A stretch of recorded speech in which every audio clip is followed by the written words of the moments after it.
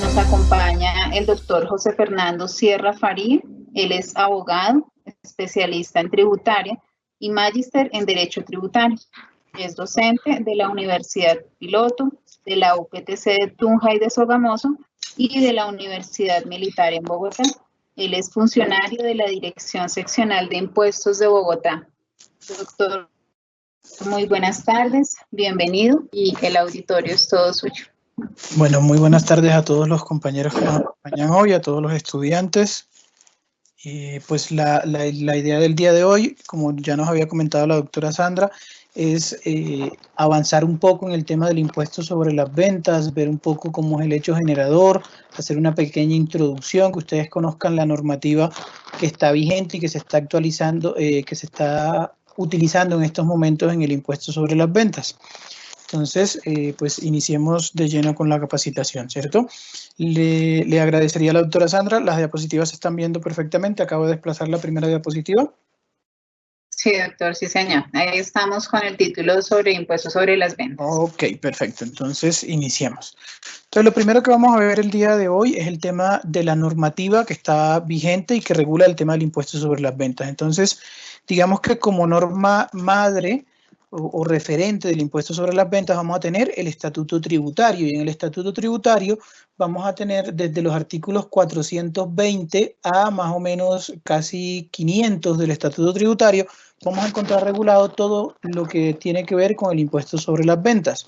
De igual manera, vamos a tratar los cambios que trajo la Ley 2010 de 2019, que es la última reforma tributaria que tuvimos, lo que conocemos como la Ley de Financiamiento, y vamos a mirar un poco lo que es el decreto reglamentario 1625 de 2016. Este decreto reglamentario, voy a hacer un pequeño paréntesis para explicarlo, no sé si muchos ya lo conozcan, de pronto algunas personas no, y pues me parece pertinente hacer un breve comentario sobre este decreto 1625 de 2016. Más o menos para el año 2014, estando en el gobierno Santos, los ministerios y presidencia tuvo una idea que me parece pues muy acertada de tratar de crear como unos decretos que aglutinaran o que complementaran toda la normativa referente a una área o a una materia en particular. Entonces ustedes van a encontrar que en muchas partes de nuestra legislación o muchos académicos o docentes o contadores y abogados les mencionan algo conocido como el DUR. ¿Qué es el DUR? Es el decreto único reglamentario del sector de impuestos, del tema tributario, y es este decreto 1625 de 2016. ¿Qué es lo importante de este decreto para que ustedes lo tengan en cuenta y pues siempre lo consulten? Yo le digo a mis estudiantes, miren, que la Biblia para las personas que se dedican al tema de los impuestos y se dedican a estudiar este tema es el Estatuto Tributario y este decreto 1625. Y yo les digo en forma jocosa, el Estatuto Tributario es el Viejo Testamento y el decreto 1625 va a ser el Nuevo Testamento, y los dos en conjunto forman básicamente lo que sería la Biblia para nosotros los tributaristas.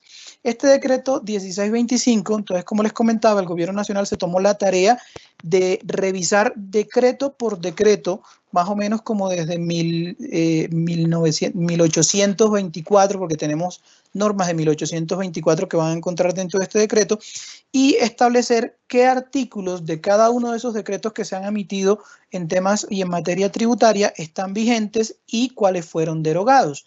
Y pues los que están vigentes han pasado a este decreto 1625 y pues los demás han salido de nuestro ordenamiento jurídico.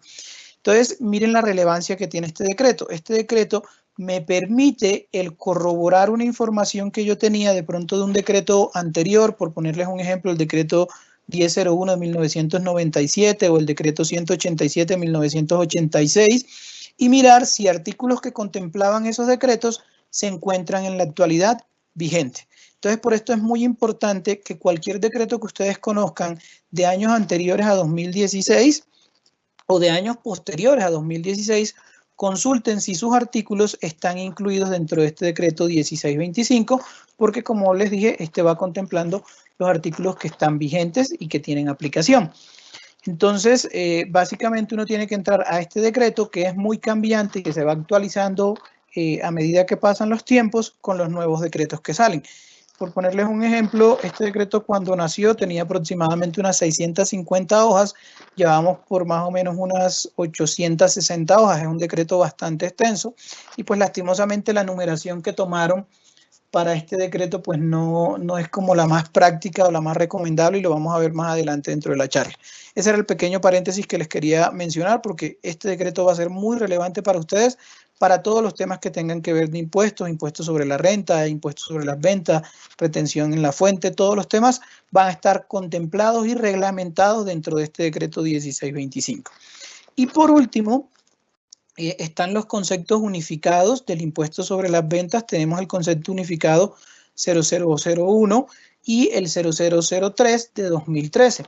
Estos conceptos unificados fue una labor bastante maratónica que se tomó la administración de sacar un concepto que contemplara todos los aspectos generales del impuesto sobre las ventas. Entonces, si ustedes leen estos conceptos, también son bastante extensos, pueden tener entre unas 70 u 80 hojas, pero estos conceptos me sirven para aclarar muchas dudas que podemos tener respecto al impuesto sobre las ventas. Entonces yo creo que son un material de consulta necesario para las personas que quieran conocer sobre la normativa del impuesto sobre las ventas o del impuesto al valor agregado, como se conoce en otras legislaciones.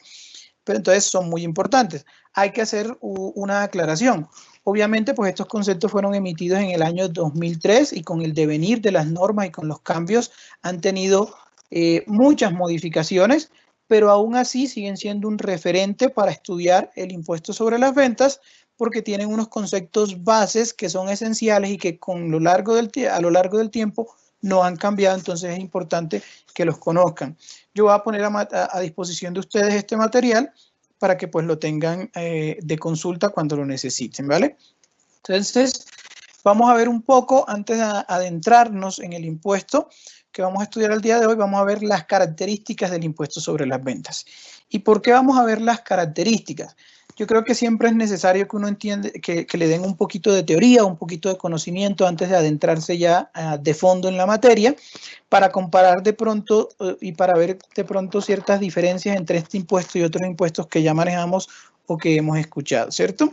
Entonces, lo primero que hay que decir, y que parece de pronto chistoso porque puede parecer obvio, y es que el impuesto sobre las ventas es un impuesto. ¿Y por qué es un impuesto? Porque dentro del ámbito tributario y dentro del ámbito del estudio del derecho tributario o del derecho fiscal, como se le conoce en otras legislaciones también, se encuentran varios tributos. Entonces, digamos que tributo es el término general que a uno le da a todas esas erogaciones que sufren los administrados para con la administración. Es decir, todo lo que yo pago a la administración, al Estado o a la nación se podría entender como un tributo. Y dentro de esos tributos vamos a tener tasas, vamos a tener contribuciones, vamos a tener contribuciones para fiscales e impuestos. Entonces, cada uno de ellos tiene una definición diferente y una connotación diferente. El IVA, dentro de esos tributos, es un tributo y tiene una connotación de un impuesto. ¿Por qué es un impuesto? Porque básicamente es una obligación pecuniaria que tiene que sufragar el sujeto pasivo, es decir, el contribuyente, sin que espere a cambio ninguna contraprestación. A diferencia, por ejemplo, de las tasas.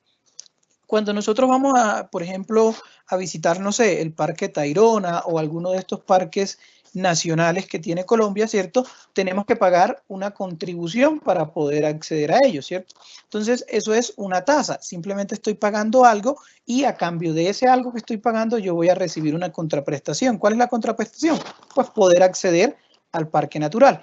En cambio, cuando estamos hablando de impuestos, la contraprestación nunca se va a ver de forma inmediata. Todo lo que yo pago en impuestos, como es el impuesto sobre la renta, como es el impuesto sobre las ventas y como puede ser el impuesto al patrimonio, cualquier otro impuesto que tengamos, ¿cierto?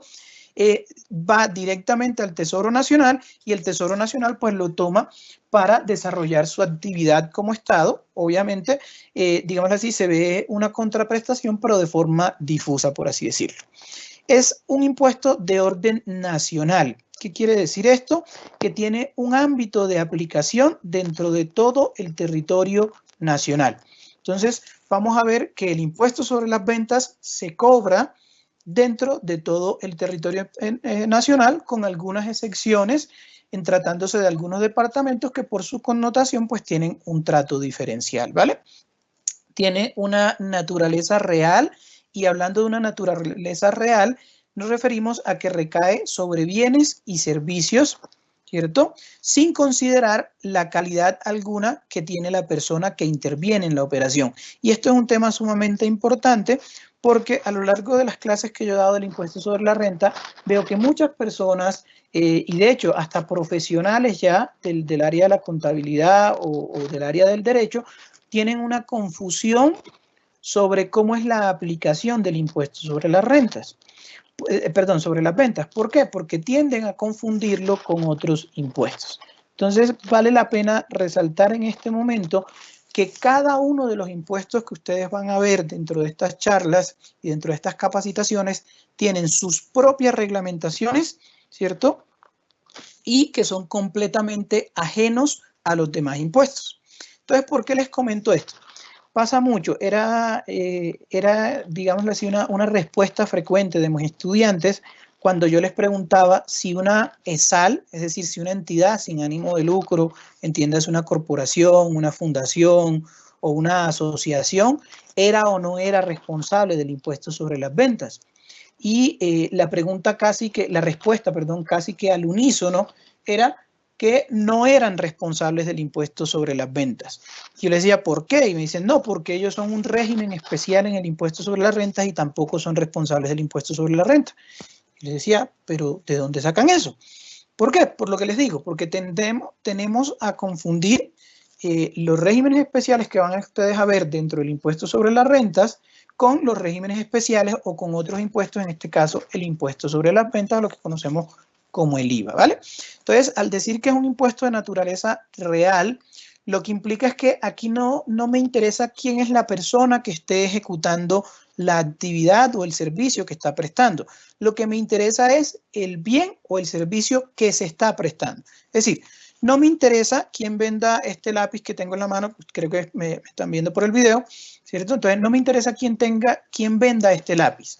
Lo que me interesa es si la enajenación de este lápiz, es decir, la venta de este lápiz, genera o no genera el impuesto, independiente de si yo soy una sociedad sin ánimo de lucro, una corporación o una persona jurídica del orden comercial normal, como lo sería una SAS, una sociedad simplificada, cualquiera de estas sociedades que tenemos, ¿vale? Entonces es importante que tengamos esa aclaración y ya lo vamos a ver un poquito más de fondo cuando estemos viendo el tema de los hechos generadores.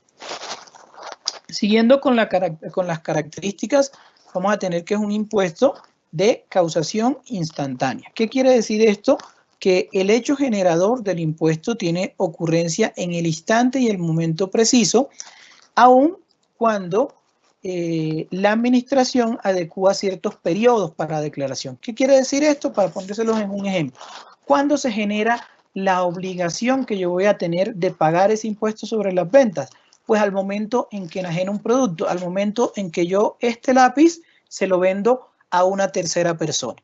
Entonces, en ese preciso momento ya nace una responsabilidad para mí de contribuir al impuesto sobre las ventas a la tarifa que corresponda, que pues ya más adelante la vamos a ver, ¿vale? Entonces, la ejecución es instantánea.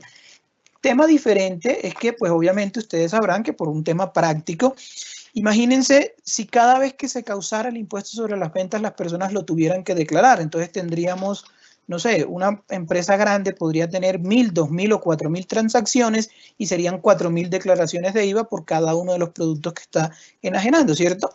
Entonces no, el legislador y la administración ha adecuado unos periodos para presentar todas las enajenaciones que se hicieron durante un periodo y todo el impuesto causado durante un periodo.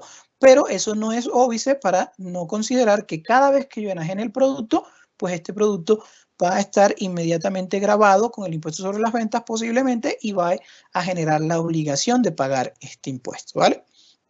De gravamen general, y esto también es muy importante, entonces me dice que de gravamen general, me dice que la regla es la causación del impuesto y la excepción la constituyen las exclusiones expresamente contempladas, en la ley. Y ustedes dirán, bueno, ¿qué significa esto? digamos que la pregunta que más le van a hacer a ustedes cuando estén orientando o asesorando a uno de sus clientes en los consultorios jurídicos o en los consultorios contables es si un producto o un servicio que ellos prestan está o no está grabado con el impuesto sobre las ventas. Hace mucho tiempo, cuando yo ingresé en la administración, yo era orientador dentro de un punto de contacto, ¿cierto? Y esa era básicamente la pregunta de la mayoría de personas que querían montar su negocio. Mire, yo quiero vender, no sé, pañitos húmedos, algo que está de pronto de moda ahora, gel antibacterial, por ejemplo, ¿cierto? Entonces yo quiero vender gel antibacterial y yo quiero saber si tiene IVA o no tiene IVA, es decir, tengo que cobrar el 16 o no tengo que cobrar el 16 en su momento, ahora el 19 o no tengo que cobrar el 19.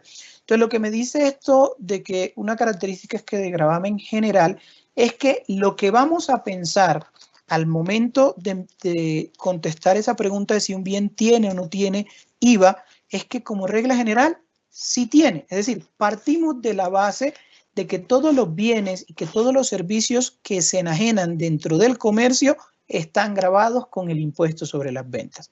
La excepción es los servicios que se encuentran excluidos del impuesto sobre las ventas y ya más adelante, cuando estemos viendo los hechos generadores, vamos a ver cada uno de los artículos que contemplan qué productos se encuentran excluidos, qué productos se encuentran exentos, qué productos se encuentran a tarifas diferentes a la general.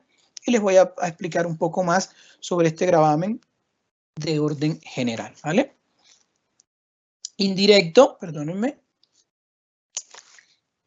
Entonces, ¿qué se refiere que sea un impuesto indirecto? El indirecto lo podemos ver desde dos perspectivas, ¿cierto?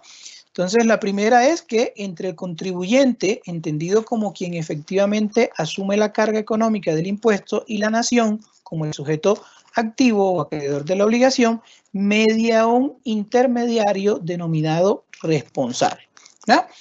Entonces, ¿quién es el obligado realmente a pagar el IVA? Es decir, ¿quién es el que sufre la carga económica de ese 19% que le cobran a uno cuando compra un producto grabado con IVA? Uno, ¿cierto? Es decir, la persona que lo compró. La persona que me compra este lápiz es la persona que va a tener que sacar de su bolsillo ese 19% y entregárselo a un tercero. ¿Ese tercero cuál será? Pues el vendedor, ¿cierto? Pero, entonces, ahí estamos hablando de que ese es un sujeto pasivo económico. Pero si ustedes ven, la relación no se va a basar entre la administración, entiéndase la DIAN o la nación, y ese tercero que compró el producto, ¿cierto? La relación se transa entre la administración, la DIAN y el vendedor. Es el vendedor el que aquí denominamos responsable y es la persona que va a tener la obligación de pasarle ese dinero a la administración, de presentar las declaraciones correspondientes y además va a ser la persona responsable de asumir las posibles sanciones por el no cobro del impuesto o por el cobro de un valor menor del impuesto, ¿ya? Entonces, si ustedes ven, hay un intermediario entre la transacción real. Una persona es la que paga el impuesto, hay un tercero que lo recibe, que se le llama responsable, y este tercero es el que tiene la obligación directa para con el Estado de pasar esos impuestos o esos recaudos, esos valores recaudados, ¿vale? Y desde el tema jurídico se puede ver que quien asume la responsabilidad del impuesto frente al Estado no es el sujeto pasivo económico, como ya les había mencionado, ¿cierto? Sino el responsable. Pero además, este tema de ser un impuesto indirecto también lo van a ver desde otro punto de vista. Y creo que se los han comentado y lo han escuchado. Si ustedes escuchan noticias cuando estuvimos en las discusiones tanto de la ley de financiamiento como de la ley de crecimiento, se mencionaba mucho que el impuesto a las ventas era un impuesto indirecto y que era malo para la sociedad. ¿Y por qué decían esto? ¿Por qué? Porque los impuestos indirectos son en principio impuestos que no tienen en cuenta la capacidad contributiva que tienen las personas. Un ejemplo de un impuesto directo, el impuesto sobre la renta, ¿cierto? El impuesto sobre la renta parte de una base que entre más tú tienes, es decir, entre más ingresos ganas, pues más impuesto vas a tener que pagar. Entre menos ingresos tienes, menos impuesto vas a tener que pagar. Pero si ustedes ven el IVA, como el IVA es un impuesto de carácter real, como ya les había explicado, ¿cierto? Que afecta son los servicios y los productos y no la persona que lo está enajenando o que lo está adquiriendo, entonces no va a tener en cuenta si esa persona tiene la capacidad para pagar el impuesto o no tiene la capacidad para pagar el impuesto. Su única condición para que él esté sujeto al impuesto es que adquiera el producto, ¿no? Entonces, esos son los dos puntos de vista que se puede ver de por qué el impuesto sobre las ventas es un impuesto de carácter indirecto. Ahora sí, vamos a pasar a los elementos de los impuestos. Creo que ya ustedes han visto un poco del tema de los NAF, digamos así, del cronograma que tenemos en los NAF, y de pronto pues ya esto se los explicaron, igual lo voy a volver a reiterar y a mencionar. En todos los impuestos que ustedes van a ver, todos estos impuestos parten de una base y es que todos los impuestos tienen elementos, ¿cierto? Que son 5 elementos fundamentales. No puede existir un impuesto que no esté sujeto a estos 5 elementos. Es decir, yo no puedo hablar de que existe un impuesto si no tengo estos 5 elementos. Si faltare alguno de estos 5 elementos, pues es imposible cobrar ese impuesto o es imposible recaudar ese impuesto. Entonces, al igual que todos los demás, en el impuesto sobre las ventas vamos a tener un sujeto activo, un sujeto pasivo, un hecho generador, una base gravable y una tarifa. Y a lo largo de esto vamos a empezar a explicar cada uno de esos elementos del impuesto sobre las ventas. Entonces, el sujeto activo es muy sencillo, ¿cierto? ¿Quién va a ser el sujeto activo? Pues el acreedor del vínculo jurídico, la persona que va a recibir los dineros recaudados por este impuesto, y pues en este caso sería el Estado o la nación, por así decirlo, y la administración simplemente es un representante de ese sujeto activo encargado de verificar la efectividad y la eficiencia en el recaudo. Pero no es la DIAN el sujeto activo como tal, ¿cierto? Muchos de ustedes van a tener contribuyentes o personas del común que se acercan y dicen, no, es que la DIAN se roba los impuestos, ¿cierto? Es como el comentario más común que tenemos, pero lo que desconocen las personas es que la mayoría de los impuestos que ustedes pagan, por no decir todos los impuestos que nosotros pagamos, ni siquiera pasan por la administración, van directamente a las cuentas del Tesoro. Es decir, la DIAN no toca en ningún momento esos dineros. La DIAN simplemente es un operario que está pendiente de que el recaudo sea correcto, de que se cumplan con las obligaciones que tienen los contribuyentes, pero no es la persona que recibe, no es el acreedor de esos dineros que son pagados por los contribuyentes o por las personas tanto jurídicas como naturales. El acreedor va a ser el Estado y esos dineros van directamente pues al Tesoro Nacional. Dentro del sujeto pasivo, en el impuesto sobre las ventas, como tema curioso, vamos a evidenciar que tenemos o que podemos hablar de 2 sujetos pasivos diferentes. Normalmente, cuando ustedes vean otros impuestos, van a encontrar que les hablan de un solo sujeto pasivo. ¿Por qué? Porque muchos otros impuestos se conjugan en una misma persona el solo sujeto pasivo. En el impuesto sobre las ventas vamos a tener, por así decirlo, 2 sujetos pasivos. Un sujeto pasivo de derecho y un sujeto pasivo económico. Y ya habla un poquito de esto en las diapositivas anteriores. El sujeto pasivo de derecho va a ser esa persona, ¿cierto?, que actúa como responsable. Imagínense en la antigüedad, en la antigua Roma, el cobrador de los impuestos, el que iba puerta a puerta cobrando los impuestos. Entonces, ese es este mismo responsable, es la persona a la cual se designó para estar obligada a recaudar ese impuesto. Pero no es realmente el que sufre la erogación, él simplemente se encarga de cobrar a los terceros y recaudar y después pasarlo al Estado para que cumpla con sus funciones.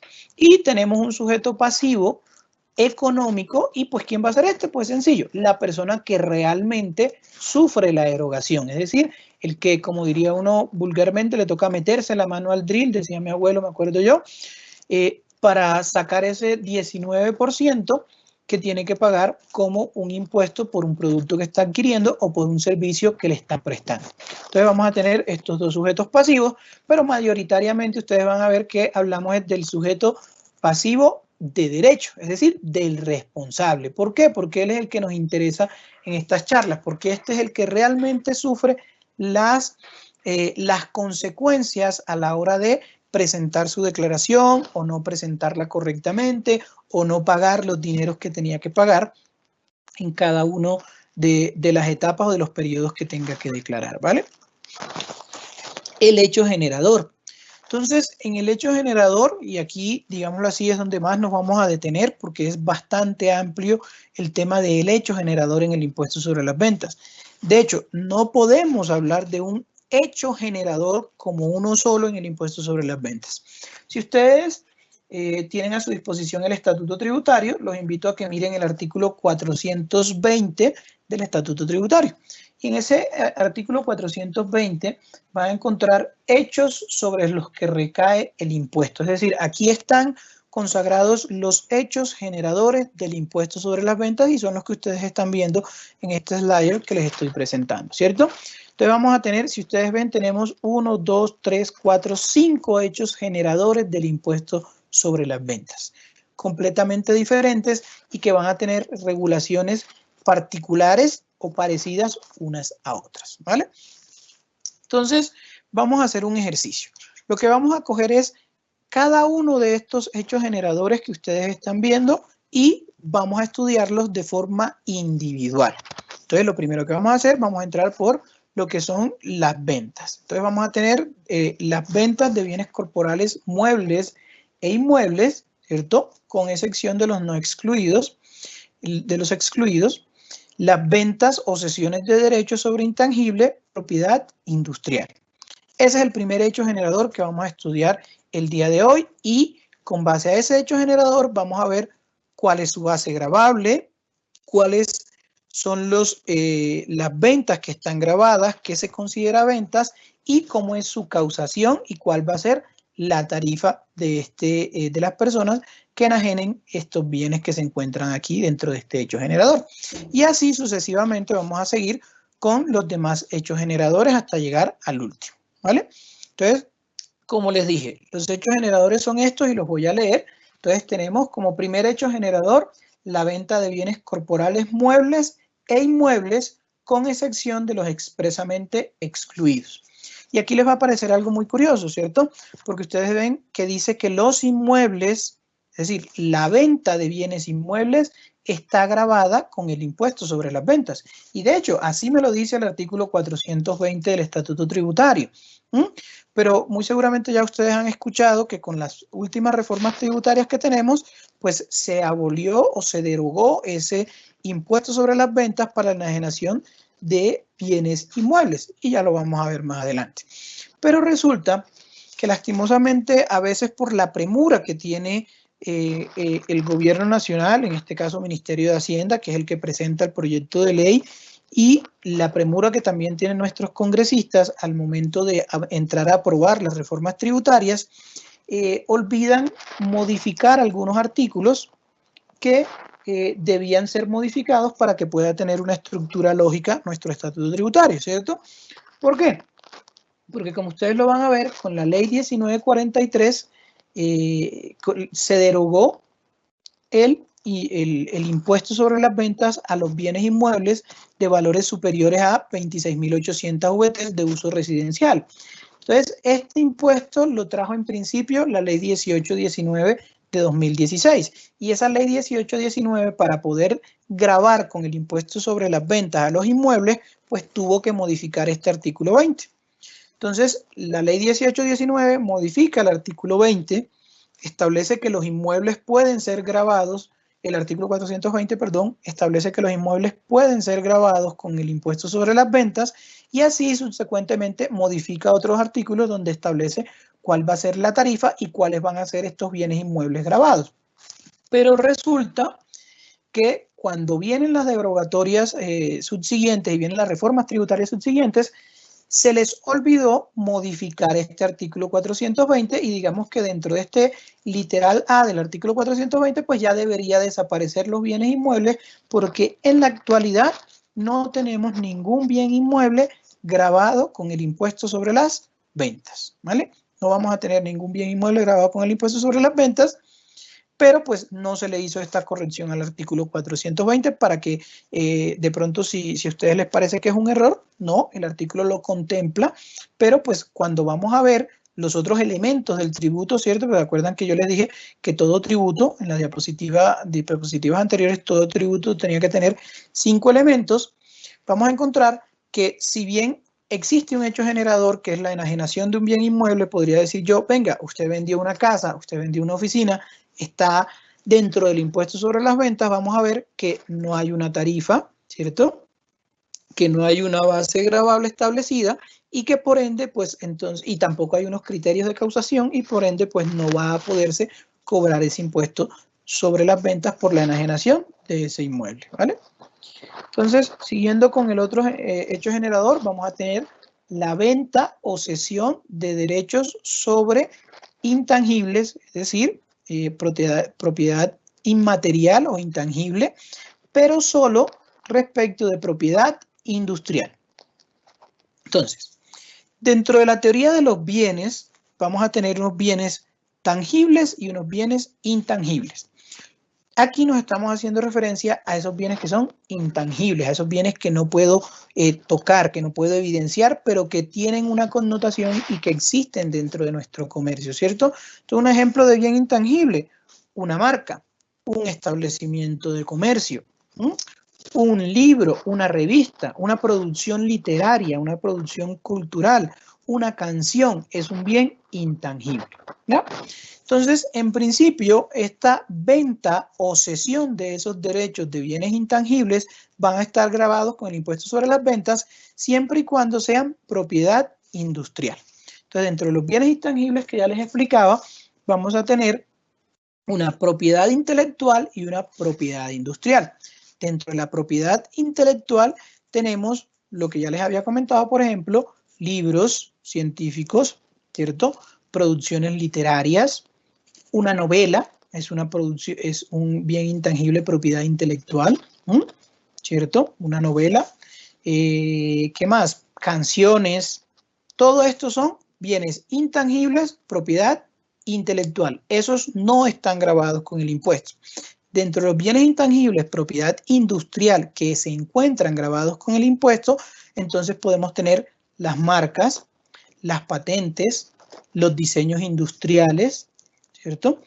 Entonces, vamos a poner un ejemplo para que sea más fácil identificarlo, ¿cierto? Entonces, cuando estamos hablando de propiedad industrial, estamos hablando, por ejemplo, la marca Éxito. Si ustedes ven la diapositiva, ¿cierto? En la imagen que yo que tiene pegada o posteada la diapositiva, ustedes van a ver distintas marcas. Todas esas marcas que ustedes ven en esa imagen, ¿cierto? Acá, son bienes o derechos intangibles y son propiedad industrial. Digamos que el ejemplo más claro y más famoso de propiedad industrial, cuando hablamos, por ejemplo, de diseño industrial, yo creo que todos lo conocemos, es la botella de la Coca-Cola, ¿cierto? Todos han visto la botella de la Coca-Cola, me imagino. Y ustedes no se han preguntado o no se han dado cuenta que la botella de la Coca-Cola es la única que tiene esa figura curvilínea que nosotros vemos. Ni siquiera las de otras marcas como, no sé, Mountain Dew, 7up, Postobón o cualquier otro envase de bebida frugal o bebida gaseosa que ustedes van a ver en el mercado, ninguno tiene un diseño igual al de la Coca-Cola. ¿Por qué? Porque es una propiedad industrial que está protegida y que está patentada. Entonces, imagínense ustedes que el día de mañana alguna empresa nacional llega a contactar con Coca-Cola y llega a solicitar una cesión de estos derechos para poder vender una bebida gaseosa o una bebida de cualquier otro sabor utilizando ese mismo diseño industrial, es decir, esa misma botella contorneada o esas mismas siluetas que tiene la botella de Coca-Cola. Eso sería una cesión de derechos industriales, es decir, sería un permiso para que otro tercero explote esos derechos industriales o esa propiedad industrial, ¿cierto? Y eso estaría grabado con el impuesto sobre las ventas.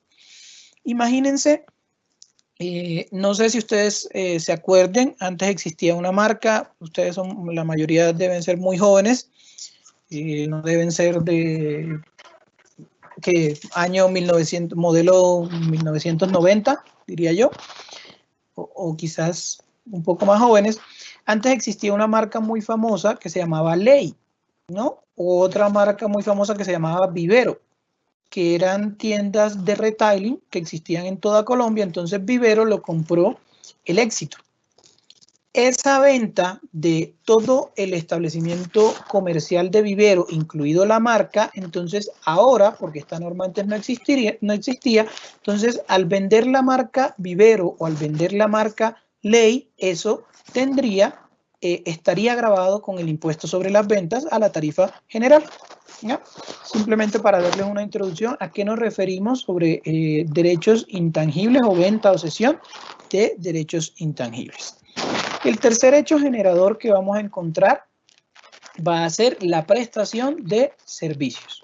Y si nos vamos al artículo 420, vamos a encontrar que miren un cambio interesante que hubo en la norma, porque anteriormente la prestación del servicio solo estaba grabado en el territorio nacional. Ahora vamos a ver que es la prestación del servicio, prestaciones de servicio en el territorio nacional o desde el exterior, con excepción de los expresamente excluidos. Y cuando estemos estudiando este hecho generador, vamos a entrar a explicar cuándo se entiende un servicio prestado en el territorio nacional o cuándo se entiende un servicio prestado desde el exterior, pero para ser usado en el territorio nacional y en el momento en que generará el impuesto sobre las ventas. Tenemos como cuarto hecho generador la venta u operaciones de juegos de suerte y azar. Entonces, el baloto, la lotería de Boyacá, la lotería de Cundinamarca, los casinos, las máquinas tragamonedas, ¿cierto? Cuando yo voy a un casino y juego una partida o varias partidas de blackjack o de póker, esto va a tener impuestos sobre las ventas y ya más adelante vamos a ver cómo es su causación, cómo son sus tarifas y cuál es su base gravable. Y por último, vamos a tener la importación de bienes muebles. Es decir, el comprar bienes muebles en el exterior y traerlos al territorio nacional colombiano también me va a generar el impuesto sobre las ventas.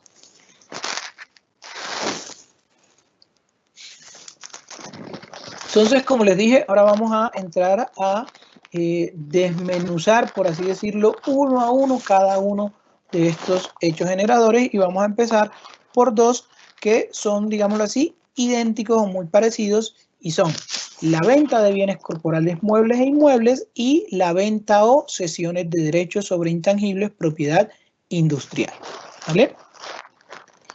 Entonces, sigamos con estos dos hechos generadores y vamos a ver la primera y es la definición que para el impuesto sobre las ventas me implica ¿qué se considera venta? ¿Vale? Esto es muy importante. Vuelvo y reitero un tema que ya les había mencionado, ¿cierto? Cada uno de los impuestos que ustedes van a ver tienen regulaciones específicas y puntuales sobre ciertos temas. Y es muy común en el derecho tributario que ustedes encuentren definiciones de palabras o de términos que muy seguramente ya ustedes conocen su definición en el vocablo coloquial que utilizamos, ¿cierto? Entonces, es decir, pues a uno le preguntan ¿qué es venta? Entonces, venta, básicamente, digámoslo así, en el vocablo común y corriente que nosotros conocemos es que yo entrego un producto y a cambio de la entrega de ese producto me entregan una porción o una cantidad de dinero, ¿cierto? Eso es venta. Ustedes van a encontrar que en cada uno de los impuestos que les vamos a ir explicando a lo largo de estas charlas y de estos grupos de apoyo contable, ¿cierto?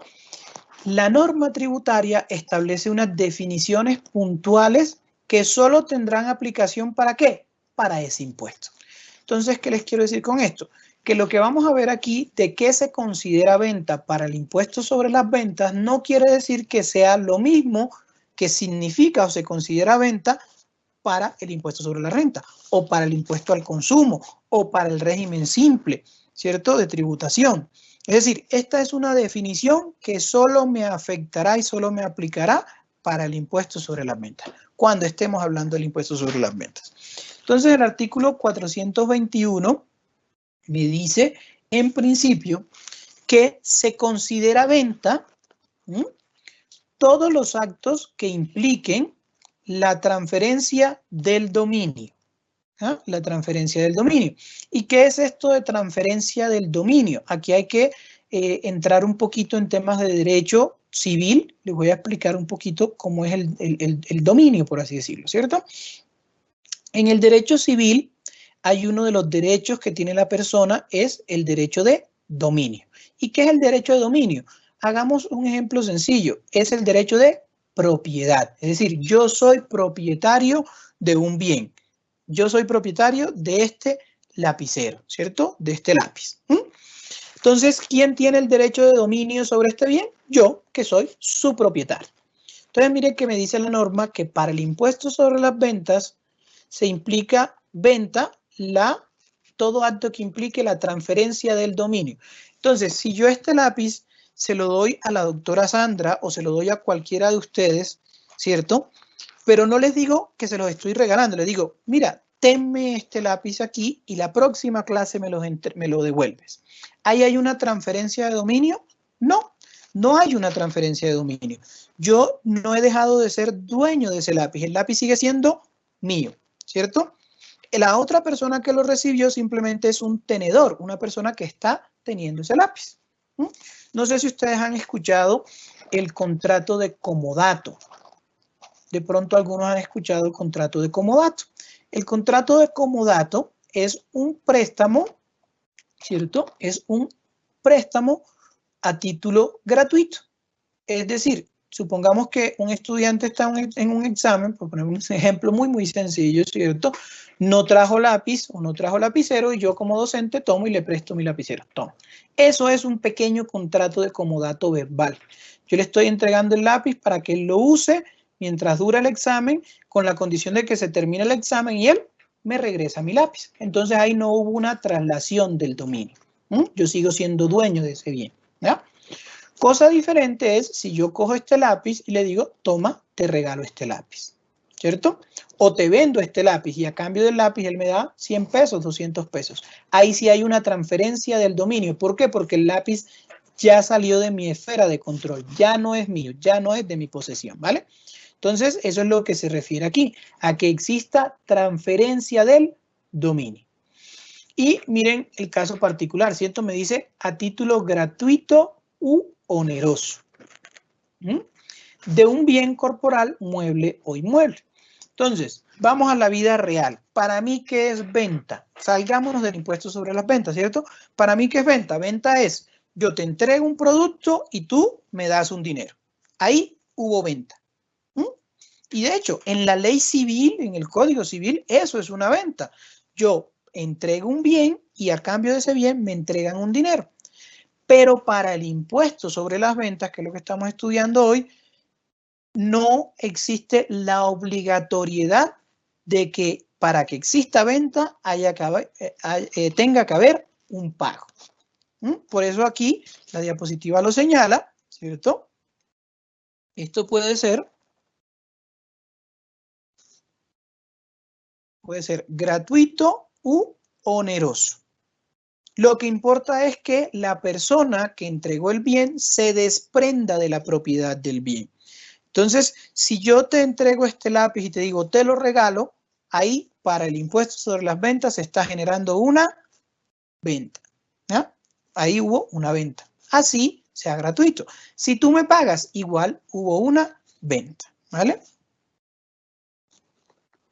Entonces, sigamos con la lectura. Entonces, bien, si ustedes ven, va a ser cualquier transacción u operación en la cual se traslade el dominio a título gratuito u oneroso de bienes muebles o inmuebles. y o de activos intangibles asociados a propiedad industrial. Y miren lo interesante que viene acá. Dice, independientemente de la designación que se le dé a los contratos, sea que se realicen a nombre propio, por cuenta de tercero, a nombre propio o por cuenta y a nombre de un tercero. Ya les voy a explicar un poco eso porque es como complejo, ¿cierto? Uno dice ahí y uno se enreda en ese trabalengua. ¿Qué me querrá decir ese artículo 421 cuando me dice a cuenta de terceros, a nombre propio o por cuenta o a nombre de tercero? ¿Qué será eso? Ya lo vamos a explicar, ¿vale? Entonces, reiteremos el concepto. ¿Qué va a ser venta para el impuesto sobre la renta, sobre la venta? ¿Cierto? Sobre la venta, para el IVA, para decirlo más fácil. Entonces, va a ser toda transferencia de dominio, ya sea que por esa transferencia de dominio yo reciba algo a cambio o no. Entonces, si yo le regalo un carro a mi hijo, ¿cierto? ¿Se genera el impuesto sobre las ventas? En principio, digamos que sí se genera el impuesto sobre las ventas, porque hubo una transferencia de dominio, ¿no? Y lo mismo va a pasar con la propiedad industrial. Entonces, si el día de mañana hay otra marca conocida dentro de nuestro mercado, Diana & Jordi, ¿cierto? Que es una marca de ropa interior y de lencería. Entonces, si la marca de, perdonen, vamos a quitar esto acá. Entonces, vamos a quitar esto. Listo. Si esta marca permitiera que un tercero utilizara su misma marca para abrir otra tienda y vender ropa interior y lencería, pues se entendería que ahí hubo una cesión o venta, para este caso, de el dominio y por ende también generaría el impuesto sobre las ventas. Así ese tercero a mí no me paga absolutamente nada por por dejarle prestar, dejar utilizar mi marca, ¿cierto? Les voy a poner un ejemplo muy clásico, muy sencillo, ¿cierto? Muy seguramente ustedes han visto en televisión, perdonen, en televisión, Movistar, hace años atrás, antes, ¿se acuerdan que antes uno podía, uno compraba el teléfono con el operador y quedaba pues los 2 años ahí pegado al operador pagando el plan y pagando el teléfono, ¿cierto? Entonces Movistar sacaba unas promociones, me acuerdo yo salía la propaganda, donde venga, afíliate a Movistar y te regalamos el teléfono. Y tú solamente pagas el IVA. ¿Por qué? Por lo que estamos viendo el día de hoy, por lo que se considera venta. Así el teléfono me lo estuviesen regalando, a Movistar como responsable del impuesto sobre las ventas le tocaba pagar el IVA que generaba ese teléfono. Entonces, Movistar iba a tener otro costo adicional además de regalarte el teléfono. Entonces, por ejemplo, yo aquí tengo mi teléfono, supongamos que este teléfono cuesta 1.000 pesos. Entonces Movistar decía, venga, yo te regalo el teléfono. Yo iba por mi teléfono, como Movistar estaba transfiriendo ese teléfono y él era responsable del impuesto sobre las ventas, entonces si él no le decía a la persona que se lo regalaba, ven, yo te lo regalo, pero tú me pagas el impuesto sobre las ventas, entonces ¿quién tenía que pagar esos 19 pesos o esos 190 pesos? Pues Movistar. ¿Por qué? Porque se entendía que hizo una venta y como responsable tiene que recaudar ese impuesto, ¿vale? Entonces ahora vamos con el trabalengua que les comentaba, que es esta parte que veíamos aquí, ¿cierto? Perdón. Entonces, me dice, independiente de la designación que se le dé al contrato. ¿Qué busca con esto? No importa que yo llame a este contrato donación. No importa que yo llame a este contrato, no sé, cualquier nombre que se les pueda ocurrir. Comodato, pero resulta que el comodato, en este caso, es vitalicio, ¿no? Entonces, por ponerle un ejemplo, yo les explicaba que el contrato de comodato es simplemente un préstamo de uso a título gratuito. Yo te presto mi computador, lo ven muy comúnmente en las tiendas de barrio, ¿cierto? Entonces uno va a la tienda de barrio y se da cuenta, perdonen, uno se da cuenta que en la tienda de barrio pasa mucho en la costa, me imagino que ya se habrán dado cuenta que yo soy costeño por mi forma de hablar, ¿cierto? Entonces la tienda de barrio tiene unas mesas, unas sillas y unas sombrillas que son de cerveza Águila. Tiene otras mesas, otras sillas que son de gaseosas Postobón. Entonces uno dice, bueno, ¿le estarán pagando por la publicidad? No, es simplemente que ellos firmaron un contrato de comodato, por ejemplo, con las neveras también. Entonces ellos les entregan ese bien para que lo usen por un tiempo y después lo devuelvan. Ahí no hubo una traslación de dominio. Las sillas, las mesas, las sombrillas, las neveras, todo sigue siendo parte de la empresa Bavaria o de la empresa Postobón. Simplemente ellos lo están utilizando por un tiempo y después lo van a reintegrar. Pero imagínense que para evitar el impuesto sobre las ventas, para no tener que pagar el impuesto sobre las ventas, a la persona se le ocurre hacer un contrato de comodato, pero dice este contrato de comodato va a ser vitalicio. Es decir, hasta que la persona se muera o el bien se destruya. Pues técnicamente ahí lo que estamos viendo es que soterradamente o ocultamente lo que se está haciendo es una venta. Porque yo voy a utilizar el bien hasta que el bien no funcione más. Entonces, es como si lo estuviera adquiriendo. Entonces, eso es lo que dice aquí. Independiente de que yo le dé cualquier nombre de contrato que le quiera dar, si dentro de esa transacción yo transferí el dominio del bien a un tercero, habrá que considerar que eso es una venta y posiblemente genera el impuesto sobre las ventas, ¿vale? Entonces, sigamos con la parte que les iba a explicar, ¿cierto? Entonces dice, aquí no importa que se realicen a nombre propio, a cuenta de tercero o a nombre propio o por cuenta o a nombre de tercero. Y esto es más o menos como un contrato de mandato, ¿cierto? Voy a utilizar aquí la pluma.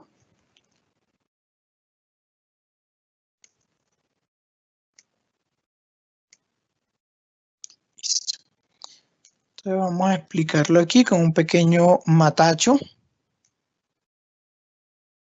Entonces, supongamos, ¿cierto?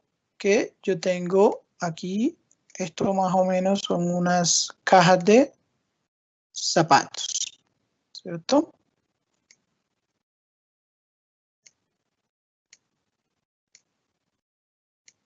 Este soy yo más o menos. Ustedes me disculparán, no soy muy ágil para pintar acá desde el computador, ¿cierto? Entonces, yo, que soy el propietario de estos zapatos, contrato a un tercero, digamos que es una señorita, ¿cierto? Que venda estos zapatos. Entonces yo voy a seguir trabajando normalmente, pero ese tercero es el que se va a encargar de vender esos zapatos. Entonces este tercero va y se acerca a una sociedad, digámoslo así, por ejemplo, no sé, Almacenes Éxito. Voy a poner un ejemplo. Y hace la relación, le dice, mire, yo tengo al señor José Fernando, que es este muñequito, que vende zapatos y yo vengo a venderle estos zapatos a ustedes para que ustedes después lo comercialicen, ¿no? Entonces, eso es lo que me habla ahí. Entonces, la venta puede ser a nombre propio. Yo directamente, ¿cierto? Me acerco a Almacenes Éxitos y le vendo mis zapatos. ¿Mm? Por cuenta de un tercero a nombre propio. Entonces, esta señorita, yo le encargo la tarea de ir y vender los zapatos, ¿cierto? De aquí a acá. O por cuenta y a nombre de un tercero. Entonces, es el mismo caso, solamente que en un caso, ¿cierto?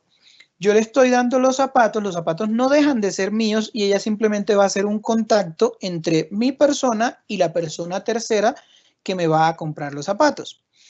A nombre y cuenta propia, es decir, por cuenta del tercero, es decir, yo le entrego a la señorita los zapatos y le digo, mira, toma los zapatos y encárgate de venderlos.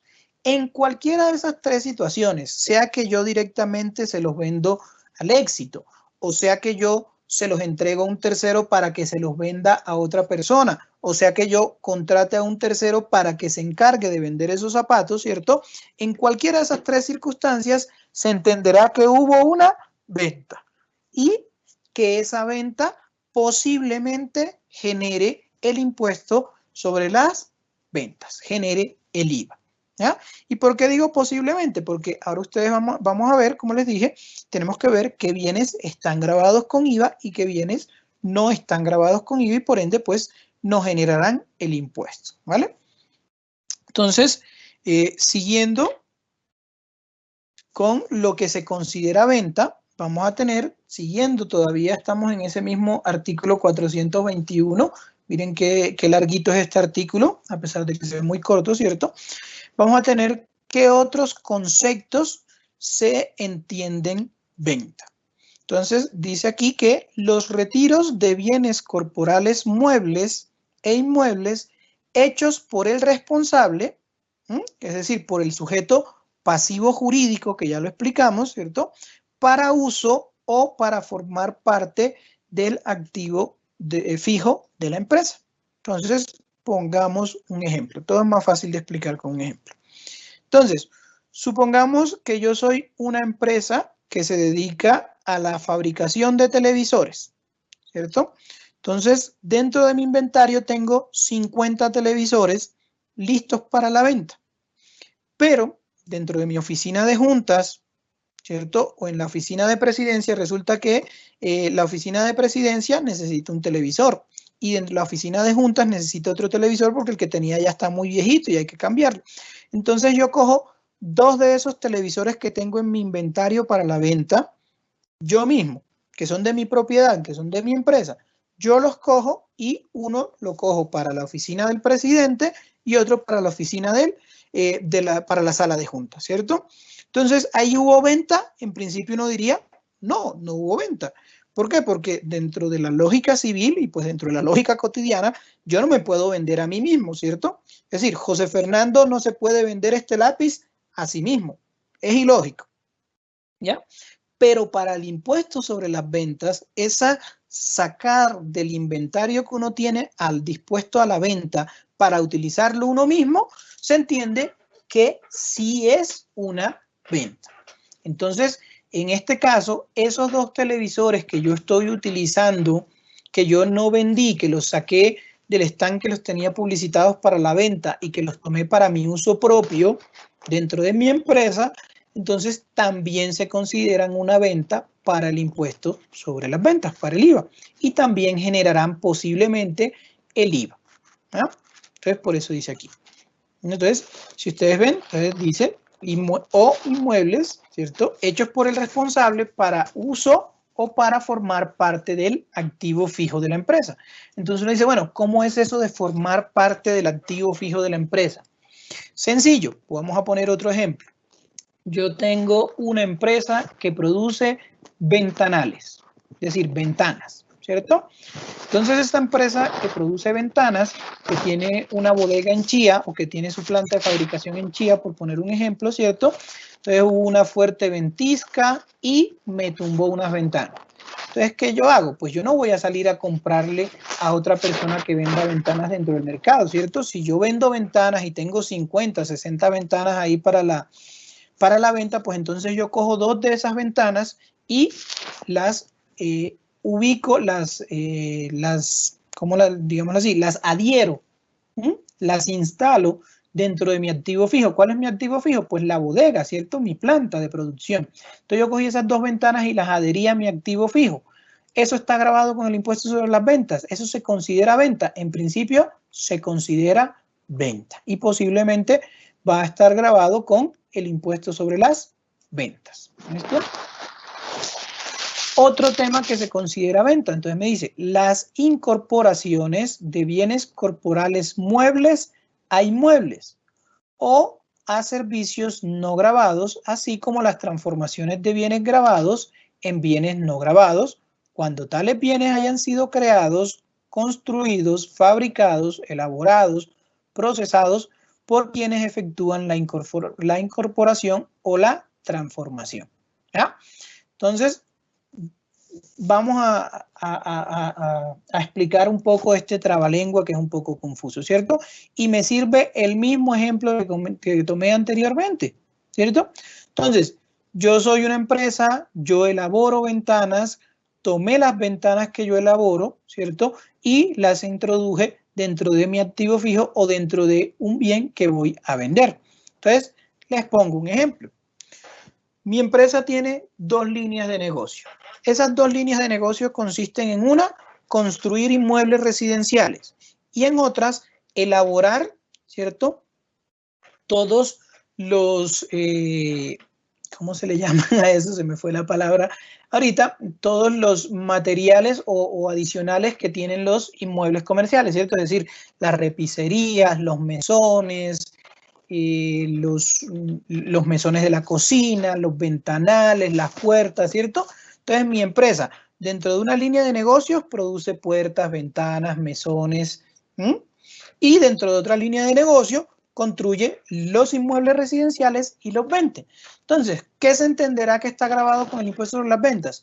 Si yo voy a mi segunda línea de negocio y cojo lo que tengo en bodega, las puertas, las ventanas, la vidriería, ¿cierto? Los mesones, y eso lo utilizo para adherirlo a ese inmueble que posteriormente voy a vender, eso se entiende que se considera una venta.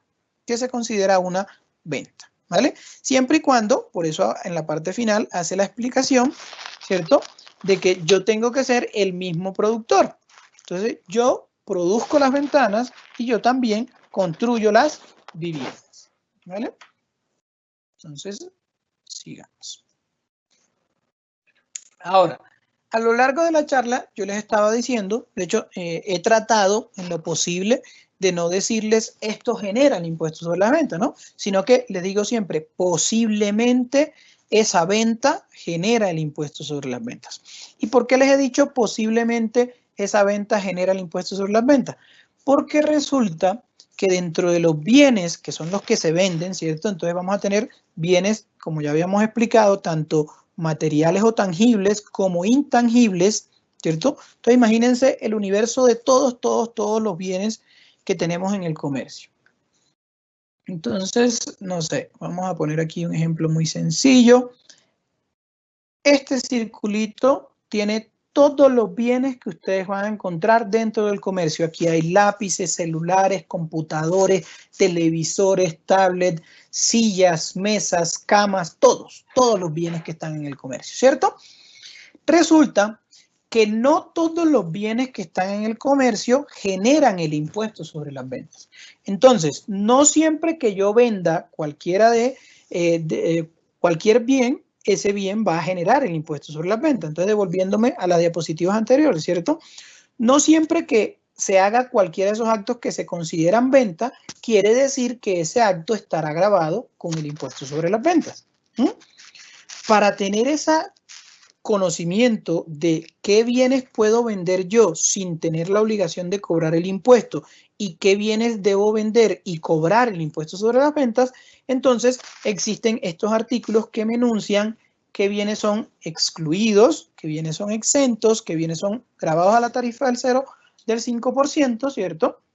Y qué bienes están a la tarifa general. Al inicio de la charla, yo les decía que el impuesto sobre las ventas es un impuesto de carácter de regla general. Y yo les decía que de una fueran pensando, cada vez que a ustedes les pregunten por un bien, si a ustedes les preguntan, ¿una mesa tiene IVA? La primera respuesta es decir, yo debo partir de la premisa de que sí tiene IVA. Posiblemente no lo tiene, ¿no? Entonces, ¿cómo voy a saber yo si esa mesa no tiene IVA o no está grabada? Entonces tengo que ir a los productos, a los bienes excluidos. ¿Ya? Entonces tengo que examinar el artículo 424 del Estatuto Tributario.